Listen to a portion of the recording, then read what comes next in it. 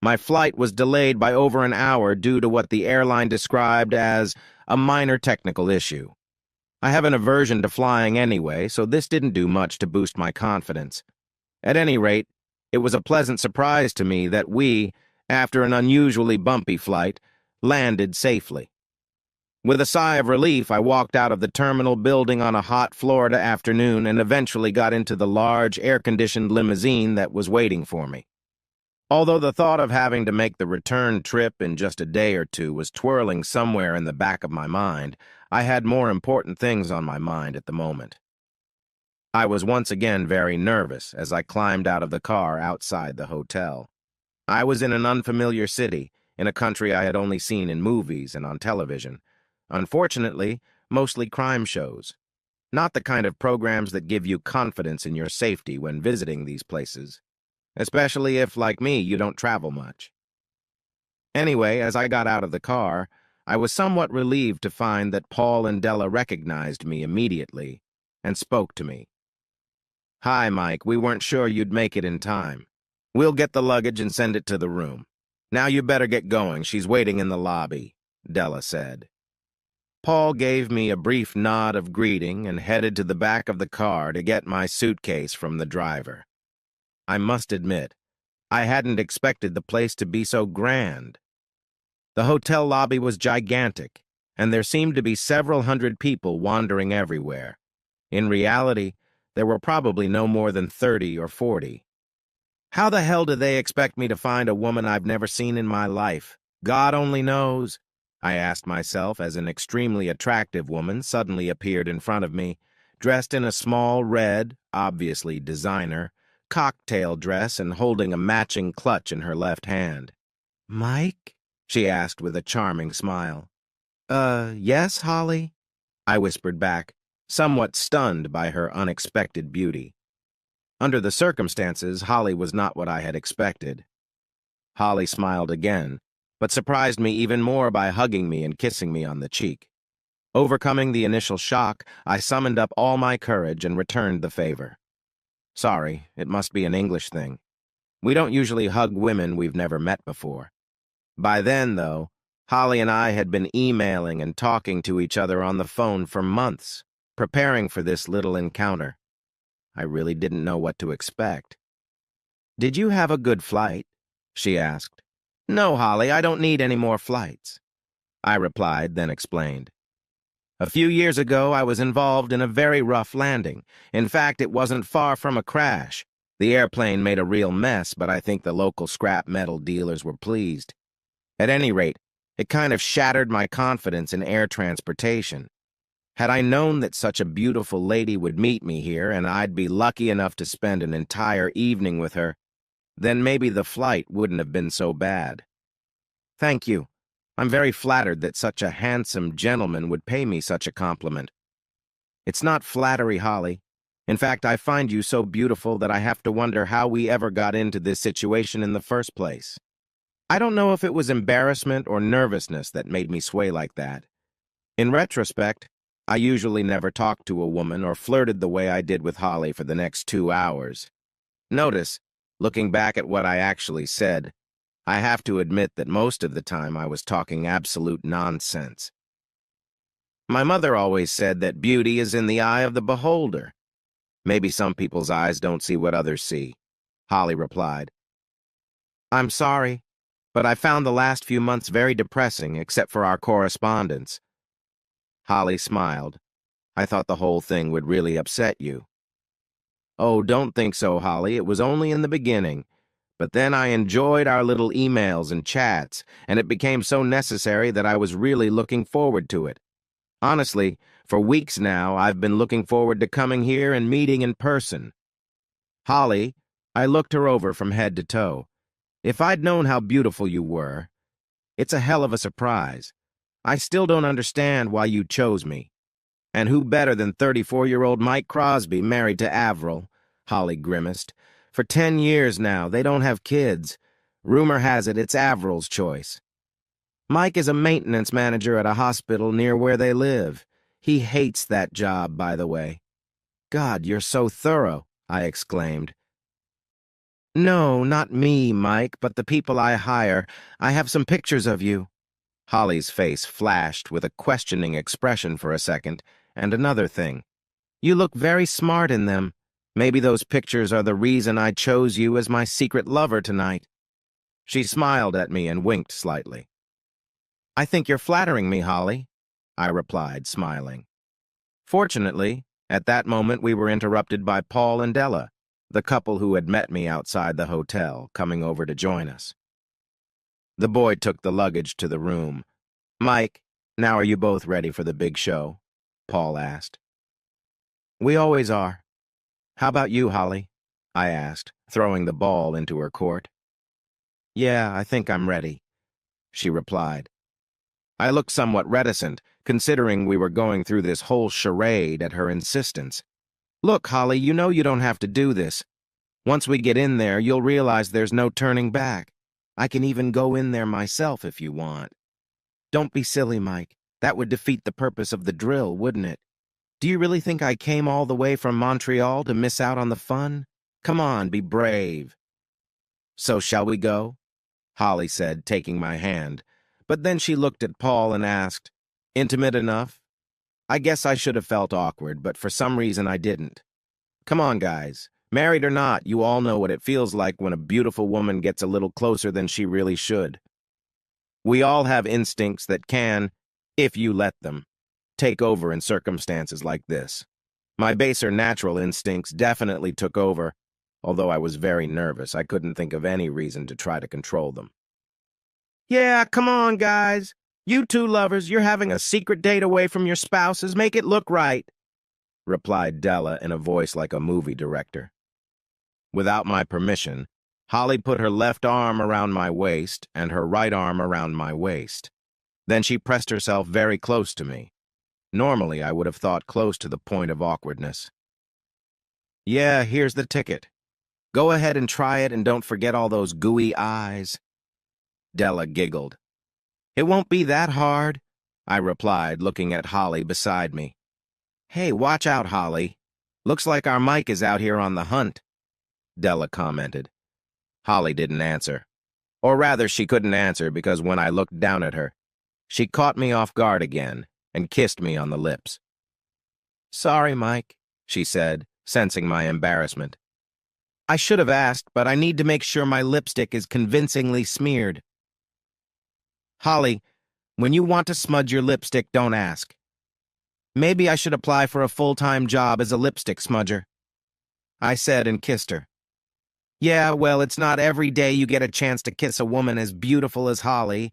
Married or not, I'm only human. Sorry to interrupt you guys, but are we doing this or not? Because if you want, we can skip right to the bedroom scene. Della laughed. Maybe later on, Holly whispered to me, giggling, before tugging lightly on my waist and dragging me toward the hotel lobby.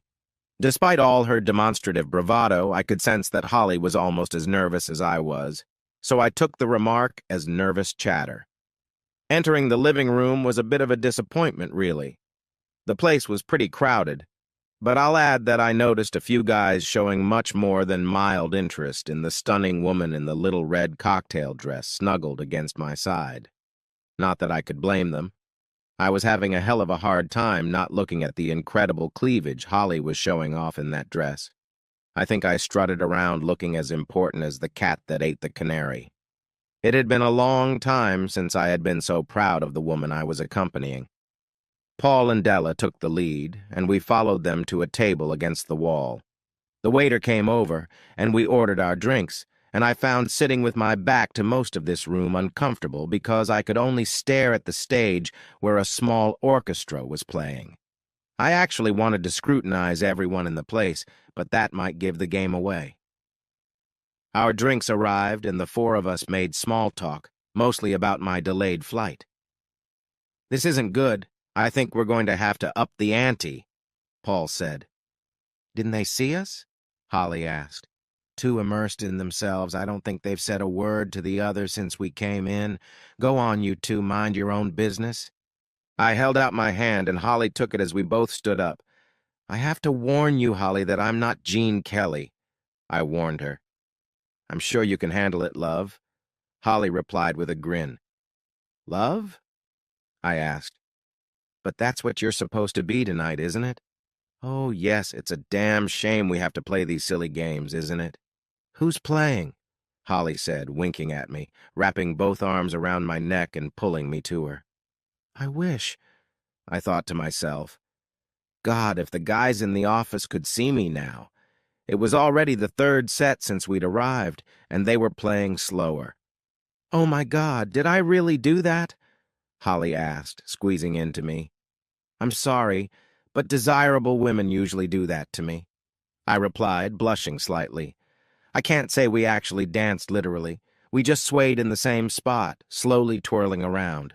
I have to say it was one of the most enjoyable dances I've had in years. Suddenly another couple pushed us slightly. You've been spotted, Paul whispered. Be careful. You might look the wrong way.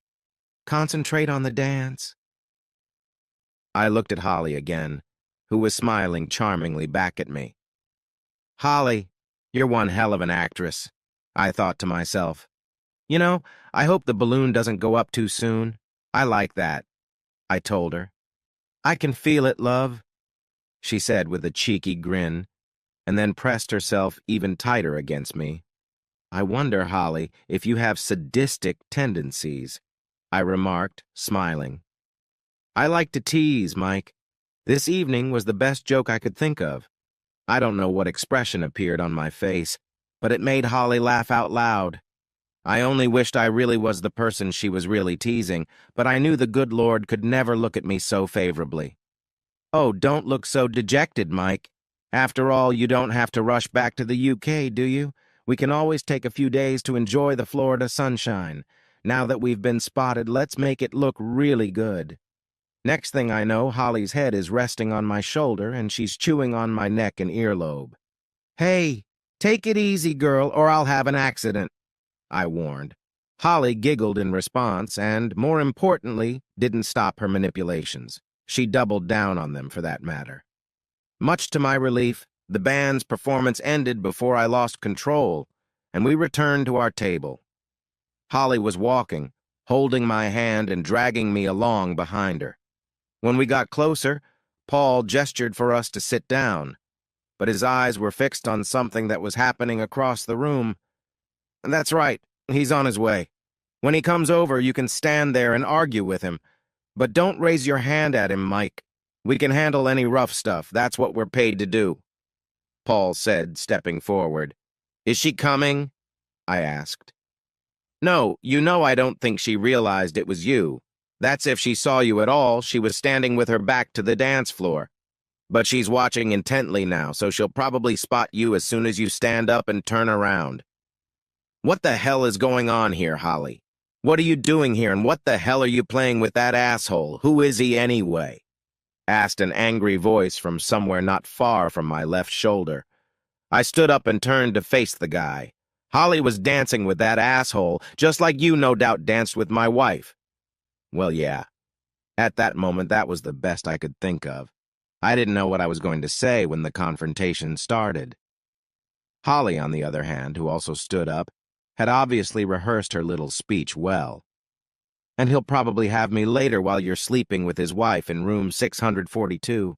By the way, we have 643 right across the hall, but we'll try not to make as much noise as you two did last night, Holly said with a smile on her face and put her arm around my shoulders.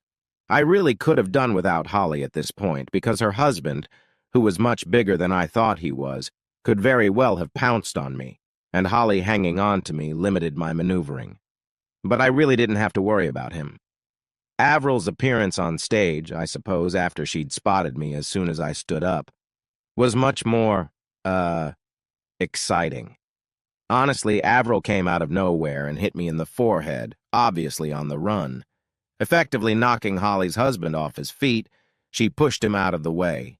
In a way, it was convenient because it took away some of Avril's momentum. Holly's husband laid down on some poor woman's lap before he fell to the floor. Notice I didn't see this. I was lying on the floor myself, looking at my very angry wife. I think the fall to the floor shook Avril up a bit, as it did me. Anyway, She ended up lying on top of me, looking me in the face. "What the hell were you doing with that slut?" she asked demandingly. "Dancing, as you can see," I replied, still without the jazzy cuteness. "It looks like you were trying to fuck that girl," she objected. "Come on, Avril. I just got here. I haven't had a chance yet. You've been sleeping with her husband for at least the last 2 days. I was pleased with myself. I had taken my first good shot. "Yeah, but don't be so stupid, Mike. Where did you get this stupid idea?" Avril said, rolling off me and sitting up. "How did you even get here? You don't fly, do you?" "Yes, but not when I want to catch my wife with her lover," I answered. I was good at that backhanded stuff. "That's bullshit, Mike. You know I'm here on a business trip." "Avril, your business trip was to Houston. It's freaking Florida. You and your company have no business being here in Miami. You had a meeting in Houston, and then you flew here. And you've spent the last 2 nights horizontal tangoing with that creep in room 643. 642, lover, 643 is our room," Holly's voice corrected me from somewhere. "Yes, sorry, room 642. Do you want to see the tapes, Avril?" I asked. I had no idea if Holly had any tapes from this trip, but I knew that she had many from their previous dates. I figured Avril wouldn't really want to see them. Avril just sat on the floor and looked at me. I have to admit that this was the first time I had ever seen this woman speechless. No, not like that. I remember the first time I slept with her before we were even married. By the time I was done with her, she was lying there speechless. I always thought I'd shaken all the chatter out of her. Well, it wasn't a disappointment to her. She came back for more the next night and eventually married me. What a shame. Suddenly, someone's hands helped us to our feet, and the next thing I really realized, besides Holly's arm around my waist again, was Paul saying, "Morgan Ardent, you're served." And he handed Holly's rather disheveled husband an envelope. I wonder what I missed that made Morgan so disheveled. Paul then quickly did the same to Avril. Although our British divorce petitions don't really have to be presented as formally as the Yanks do, I could send them by registered mail, I guess. Holly and I just figured it would add a bit of spice if it was done officially, and at the same time as the papers were handed to her husband. The 2 guys who followed the 2 lovers along with the rest of the company were then handed the papers. Holly took care of everything. Avril and Morgan worked for an American company, so we both sued her in the American courts for turning a blind eye to what was going on with the couple. Their bosses, who were served papers, had their girlfriends too. So I think the bloody company must have turned a blind eye to everything. Eventually, Paul filed a lawsuit against Morgan Ardent for alienation of affection, which Holly's lawyers filed precisely in the American courts on my behalf. It had been years since anyone had successfully done such a thing in the UK. It ended as abruptly as it began. I really have no idea where or when Avril disappeared. Holly said she was led away in tears by one of her boss's girlfriends, but I didn't see her leave. I did, however, see Holly's husband being led away by 2 guys.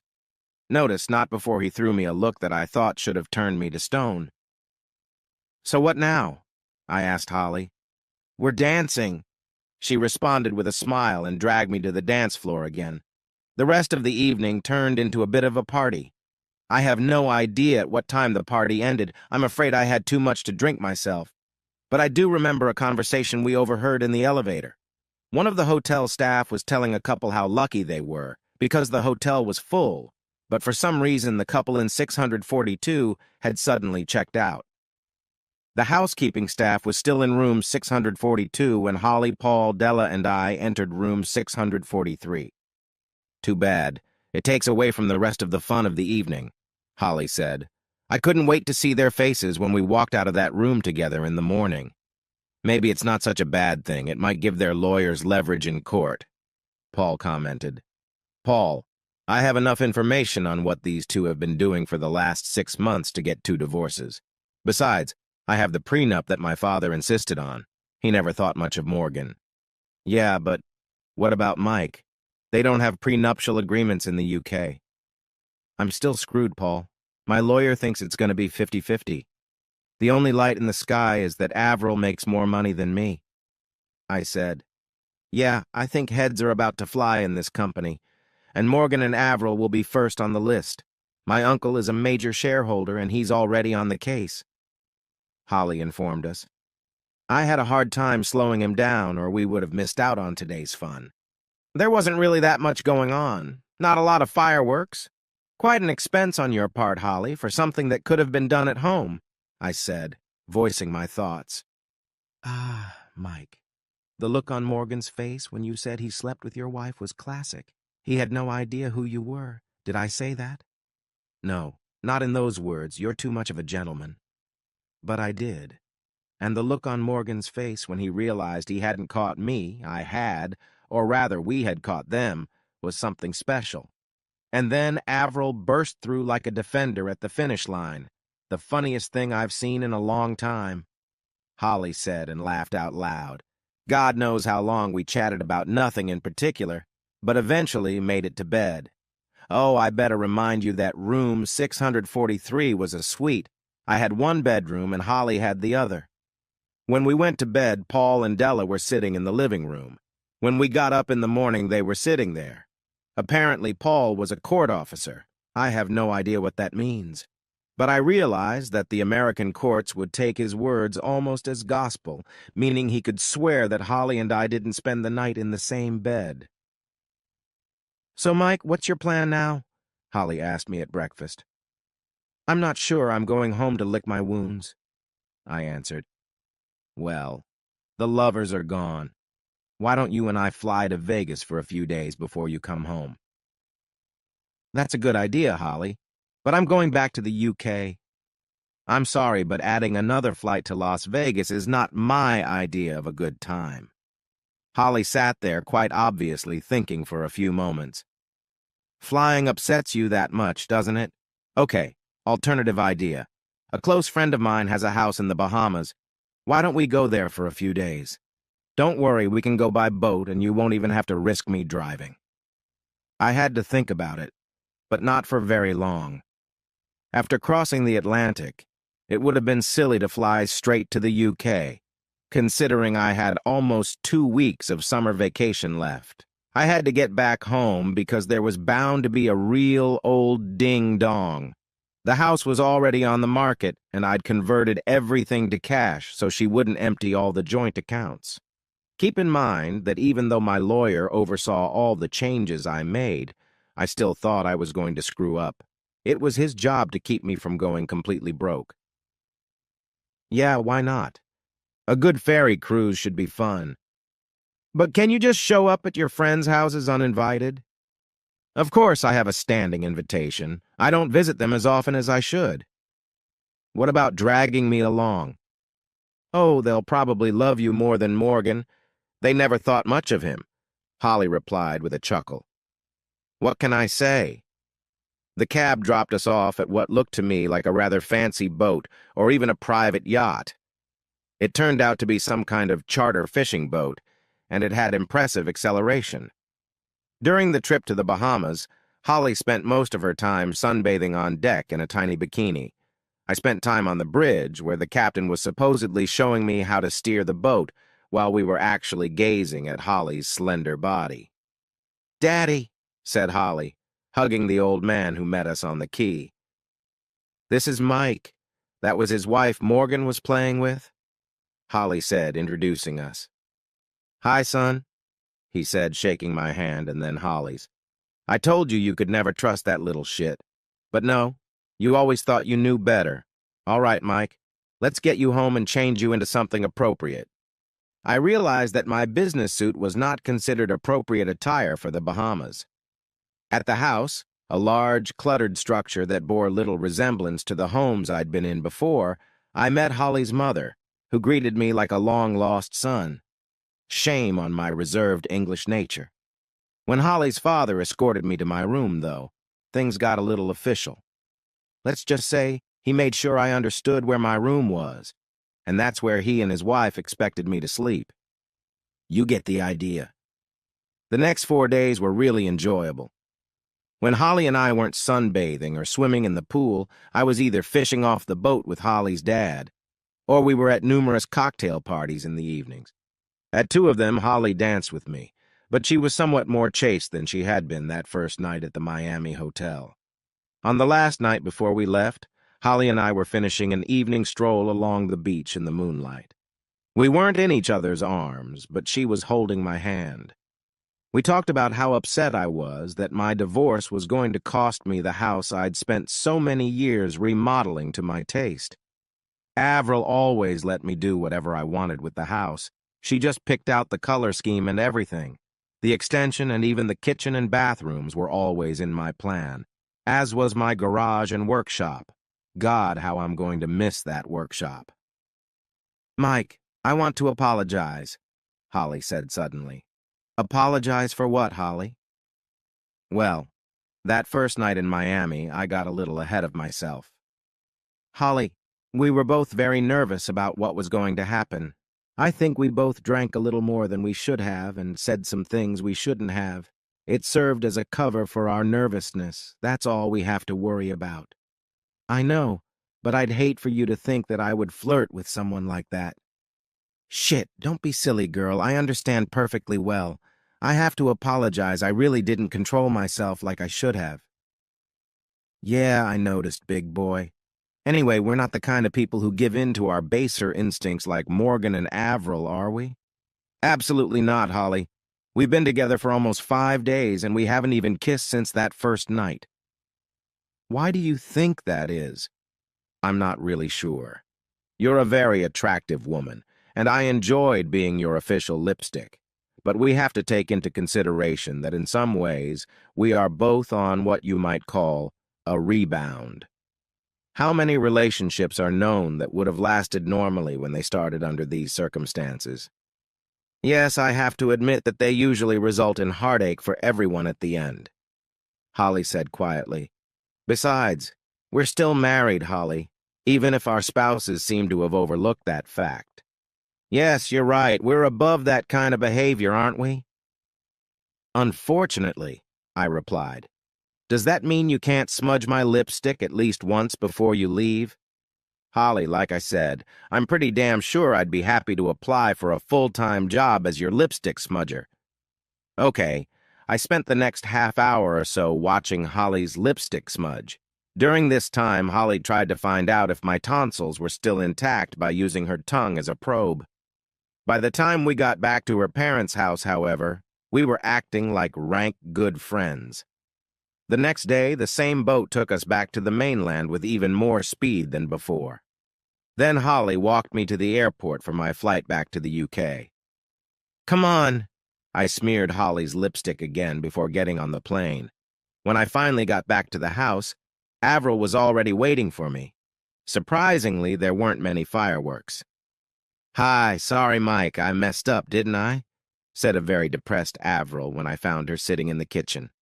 "I just can't understand why, Avril. I thought we had a good thing going here." "Yeah, Mike, I just got caught up in my work. I'm really sorry that all of this came to me. I really didn't mean to cheat on you or anything. God, Mike, I still love you." "Yeah, so how do you feel about him?" "Hell, please don't ask." He flattered and seduced me. I acted like a stupid little schoolgirl. "Did you, with his wife?" "Avril," was all I had to say. "Hell, I might have known you wouldn't do that. Now you're going to tell me we don't stand a chance, aren't you?" "You know me better than I know myself, Avril. When do you want me to move out, or will you?" "Provided you don't bring any of your lovers here, Avril. We can both live here until the house is sold. That will give us both time to find some decent accommodation." "And the divorce?" "I'm willing to change the grounds to irreconcilable differences, provided we can come to an amicable agreement on finances. That should get us a quick divorce. Take the papers and show me where to sign, Mike. I messed up so I won't give you any more trouble," Avril said humbly. That's how it really was. The divorce went through within a few months. It didn't take long to sell the house. It had been on the market for less than 2 months when a real estate agent came along and bought it on behalf of his client. Strange guy never struck me as a real estate agent. At any rate, we never even saw the buyers or knew their names. After much negotiation, he even bought almost all the furniture. I was moving into rented furnished accommodation, and Avril, having been fired by her employer, suddenly found herself being hunted by another American company. She left England for California before the divorce was even finalized. I don't know, maybe 2 months later I got a call from the agent of the people who bought our house. It seems my client is having some trouble controlling the central heating system, Mr. Crosby. We were wondering if you could kindly pop in to see them tonight and explain how to do it. He asked. I don't see why they would have any problems. It's a pretty standard system. But then again, that damn electronic timer is a bit of a crapshoot to get your head around. Yeah, tell them I'll stop by tonight on my way home from work and see if there's anything I can do to help. By the way, what are their names? I asked. Thank you, Mr. Crosby. I'll tell them to expect you around 7:30. Goodbye. He answered, and the connection went dead. That's strange. I remember thinking, how the hell did he know I was getting there at 7:30? That was the time I always came home from work when I lived there, and the bastard hung up on me without giving me his name. The garden looked pretty much the same when I turned into the driveway. That's if you ignore the little sign proudly informing everyone that the new homeowner was using some local gardening company to mow the lawns, etc. There were no cars in the driveway, so I parked in my old spot. With a heavy heart, I walked to the front door and pressed the bell button. It's very strange, coming back to the house you used to live in and finding that you have to ring the doorbell instead of just putting the key in the lock and walking in. Who is it? There was a voice from behind the closed door. Mike Crosby, I shouted back. I came in to explain the heating system. I could hear all the locks and deadbolts I had installed on that door with my own hands being pushed back and opened. Most of them were for when we went to bed or left the house empty. I never expected anyone to use them all the time. Finally, the door opened, and a girl of about 18 opened the door and invited me in. The landlady is waiting in the living room. The girl said it very precisely, as if she had rehearsed the line. Then she giggled and ran into the kitchen. After knocking, I opened the living room door. I'm Mike Crosby. I believe you're having some trouble with the central heating, I said to the woman with her back to me, looking out into the garden behind the house. No, the heating is working fine, Mike. What I'm really looking for is someone to smear my lipstick on, she said, turning and coming into my arms. Epilogue. It's funny how things can turn out, but I never got to spend another night alone in my apartment. Holly and I got married less than 2 months later. I no longer work at the hospital. I am now a joint representative for Holly's father, along with Holly, in the UK and Europe. This guy gets involved in everything he can think of. To be honest, I'm a bit of a mess most of the time, although I do pick up a few things from Holly as I go along. Not that there's much to do there other than represent. I get the feeling that Holly's dad just wants to make sure I can afford to keep Holly the way she's used to. Anyway, in a few months, Holly's gonna have to stop chasing me all over Europe. Well, you can't carry a baby around with you, can you? No, I still wouldn't fly if I could. Honestly, life since we've been married has been like one long car vacation. A very nice one in a brand new Beamer. What do people call it? Oh yes, I think I fell on my feet and also fell in love with one of the most beautiful women in the world. Most nights when we go away, we spend in luxury hotels. I've realized that the nights are more exhausting than the driving, as I've discovered that Holly can be insatiable at times. God only knows how Morgan found the strength to sleep with Avril, but Holly insists that I'm much better than Morgan in that regard. Perhaps he never gave Holly and her needs as much attention as she deserved. Mind you, sometimes I think my new wife has a really twisted sense of humor. One morning I was coming out of our home bathroom and saw Holly say thank you to a picture she had hidden in one of the dresser drawers. Then she looked very embarrassed when she realized I had seen it. I, of course, asked who was in the picture. You won't believe this. It's a portrait of your ex-wife, Avril, Holly replied with a smile. Well, Mike, you have to admit that if Avril hadn't let Morgan talk her into bed with him, I never would have found you, would I? I'll always have a soft spot for her, you know. Yes, that's a different way of looking at things. I walked over to the dresser and picked up the picture. Thank you, Avril. I never would have thought that the way you run around me and cheat on me would eventually lead me to such happiness, I said. Then I put the picture back in the drawer and turned my attention back to the woman who really mattered to me. It must have been almost lunchtime when we went out for some fresh air again and went downstairs for breakfast. God, was I really that tired? Life goes on. Thanks for hanging out and listening. If you liked the story, hit that subscribe button and give us a thumbs up. Make sure to check out our other wild tales right here on the end screen. Catch you in the next story.